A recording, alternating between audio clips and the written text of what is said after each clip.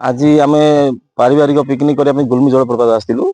बहुत सुंदर जगह है आम कोरापुट जिला तो हो प्राकृतिक सौंदर्य गंताघर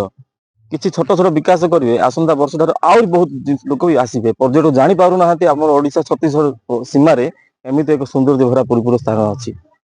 छोट छोट विकास माने मु कहवा कथा जलप्रपात पाखु जावाई जो पानी जाऊँगी आईलैंड टाइप छोटिया जगहटा है आम तौक उपर सीढ़ी व्यवस्था छोटिया छोटिया कम से हो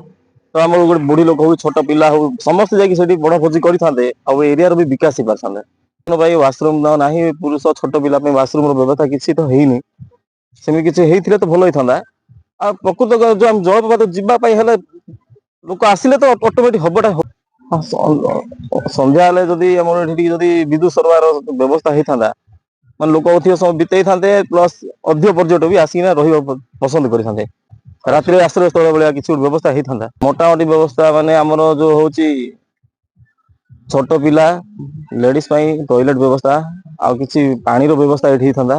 प्लस आम से जो जगह को लोक आस देखा से जगह को जीवाई पहुंची पार ना लोक आस से पहुंचा छोट सीढ़ी व्यवस्था करते